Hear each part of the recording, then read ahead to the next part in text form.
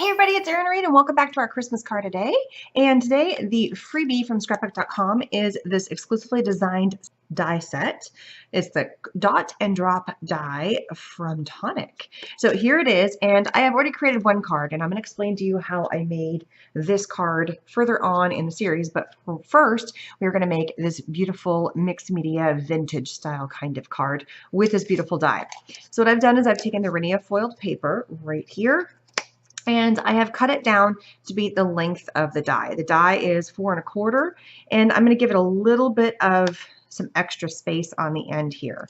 I, of course, have my washi tape out to make sure everything stays nice and perfect. Now, the cool thing about this die is that you can lay this die down on a piece of a card, and it will die cut out a section of the card. It will not die cut out fully.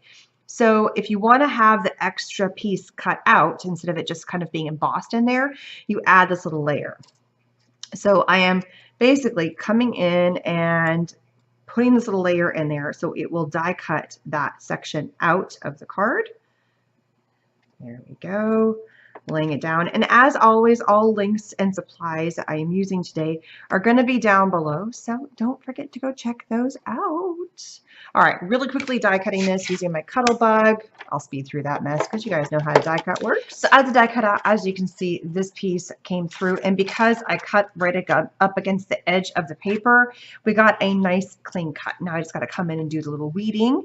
So as always, my desk gets covered with layers and layers and layers of stuff, which is fine. It's the way it should be when you're creating and you're having fun. Okay, so what I have here, and there's going to be a lot of distressing happening, I'm going to pull out a pair of scissors I don't care about, which are, yeah, in front of me, and I'm going to go back to my super distressed layers. So I'm just going to show you, I'm taking my scissors and rubbing it really, really heavily along the edge there, just like you see.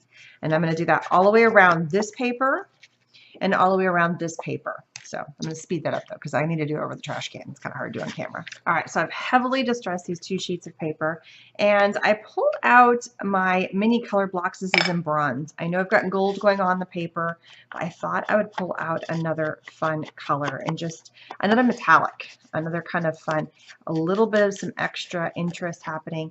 This ripped right here as I was distressing, so you know what? I'm going to go with it, and we're going to emphasize and kind of add a little bit of something to that and just get it all fun. Same thing happened over here. It ripped, so we're going to go with it. So the nice thing about doing one of these kind of grungy mixed media cards, and this is more of like a shabby chic mixed media, is that you can really rip and tear and get into it, and it looks gorgeous. It looks absolutely beautiful. And if you get ink layers, I'm actually going to go through and I'm going to ink the edge of my card here. Whoopsie. I'm going to ink this, give this beautiful kind of color. So again, it's got this really big pop of gold in there, but I like that it's got this kind of happening. So just something different. I'm going to pull out my little tape runner to tape everything down. Start with the first layer. I want this little thing up at the top, and see, you can already see the grunginess layers happening. There are words on here, so I need to make sure the script goes the right way. And because I have my little tear here, I need to kind of do it the same, so it makes sense and it doesn't look lopsided. So it also has a little pocket for it to kind of fit into. I'm a little bit off, but it's okay. I used to do this kind of stuff on my scrapbook pages ages ago. I loved it. And I haven't done this kind of a card. I've done mixed media, but not like super grungy, ripping, tearing, that kind of stuff. It's been a while. But it's fun because you can't go wrong with it. Sometimes when you're trying to do those really clean and simple cards, you mess them up and you're like, there's something that looks right. It all looks good. Okay, so we've got this beautiful layer here. The other thing I pulled out is I pulled out some white, because we've got these pops of white happening. So I think I'm going to take a little tiny section. I keep putting my scissors down over here. I get caught in my bubble right around myself. Oh, you know what? We're going to do 2 things. So I have a little bit of extra. See, this is where the mixed media, it's putting up layers and layers and layers and layers. So I'm just going to use the same, this is my dual tip glue. I'm going to take a little bit of the glue, stick it down right in here. And I'm going to add a little bit of, because we're going to be using this trim later on. This is just parts that I cut off. So I'm going to add some of the trim right in here. Didn't quite get it all in there. So add a little bit more. You can add a little more, and then you can come in and you can, I'm going to use butter scissors because those ones are starting to get a little bit funky. Yeah, a little haircut. So there is that.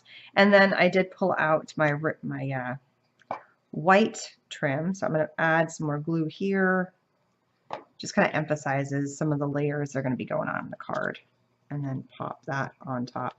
So I like to come in and not glue down the layers too securely because I lift up and I add things underneath.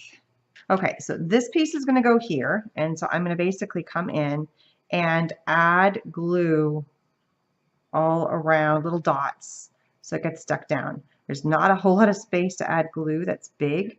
So you just got to do your best to kind of hit those little pieces. You may not get every single element stuck down, but I think it gives a little bit more of a flexibility to you. In this card, it's okay if things are lifting up because other things are lifting up. And then we're going to add this layer of ribbon on top. So this is a little piece that kind of comes and hangs down. And I got to kind of close this up. That's not going to work. So my little tear here is not going to work because it's impeding with, the tear was down here, it would have been perfect, but it just didn't work out that way. Adding my ribbon, so a nice big blob of glue here for the ribbon.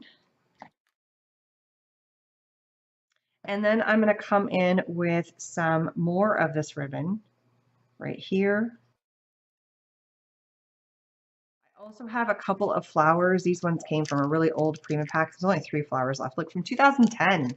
That dates that, right? And we're just going to add a couple of little flower layers. Here, let's put these here. Right there like that. So I'm going to trim a tiny section. I'm going to revamp. I feel like it's just getting too neutral. I need another layer in here. I need another green. So you know what? Another reason to use glue is that you can pull it off for a second and tweak. So I'm just cutting a strip. I want to have a nice narrow strip. And I'm just freehanding this because I'm going to rough it up anyway. So it's not going to look perfect. And as a heads up, when I'm cutting, I should not have used those red scissors. Those are my fabric scissors. Silly me. When I'm cutting with my paper, I definitely do not use my good paper because I do not want to, or my good scissors, sorry. I don't want to ruin my good scissors. I've used these scissors for all kinds of stuff. I've even cut metal. It just probably need to be sharpened because the functionality of the scissors is fine. Come in, ink the edge of this. Now, because I'm putting this down on top of ribbon or like a burlappy kind of a piece, I definitely need to make sure that I have, yeah, I like that better. So a little pop of that green color. More glue. This one's getting low. It's not good. I might have to get out another glue stick or glue pen. All right, so that goes there. Then add the layer on top of that, which it still has a little bit, much better. I have this piece here and it's fighting. What if I moved this over here, the flowers over here? Kind of like that better. Then I'm not fighting with the two elements because here I just feel like it's fighting. So just flip it. Glue's still wet, still have time to maneuver.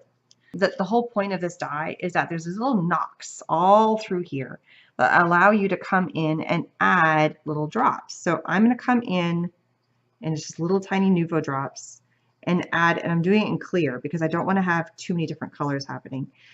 You could definitely do a whole different color here. If I had like a brown color, I would probably go in and do that, but I don't have that color.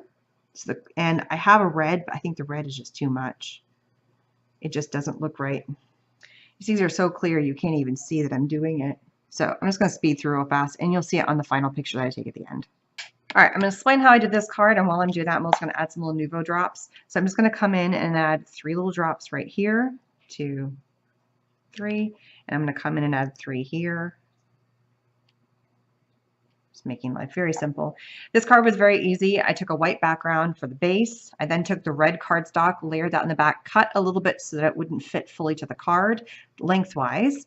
Then I die cut out with the Nuvo die, which is the freebie for today from scrapbook.com, in black, trimmed it off, layered it with a little bit of, this is all of the Lavinia foiled paper, in the black and the silver, and then another layer of black. So I just kind of took strips and layered them on top. The red is still from the background. Die cut out the Happy Holidays, which is also a Nouveau die that you can see right here. Another little strip of the silver, and then you just saw me add in the Nouveau drops. I could come in and do all the dots up top, but I feel like there's so many strips and things happening with this card. I want it very clean. So I'm just going to leave it as is. I don't want to add too much of that. And I've just added the drops in the corner. I'm going to tap the back just like that to make it even. I had this little thing sitting on my desk and I popped it underneath and I thought, oh, that'd be kind of cool. So what I did is I took this little piece and I'm just going to add a little bit of glue, and I'm not going to worry about the berries because it's just, but I love the holly. It just kind of makes it, it needs something more right here. So I'm just going to come in, and I know my Nouveau drops are not dry, but it's okay because it's just going to get covered. Wherever it's touching, it's going to cover up anyway. And there it is. It just adds that little bit of something that makes it look kind of a little bit more Christmas. Thanks so much for stopping by and checking out how to make two completely different cards. One very industrial looking card using the die up here in the top. Very cool looking, but very clean and simple. And then the other one is a very shabby chic kind of vibe. Still very Christmas, but it's a very small hint of Christmas, but it's a very kind of a different vibe, all using the same die, which is the freebie today at scrapbook.com. So two very different variations of cards. Same die. How awesome. Thanks very much for stopping by. Don't forget to hit that subscribe button and that bell button so you get notifications of new videos from me. And don't forget to have a Merry Christmas, and I'll see you guys again later. Bye-bye.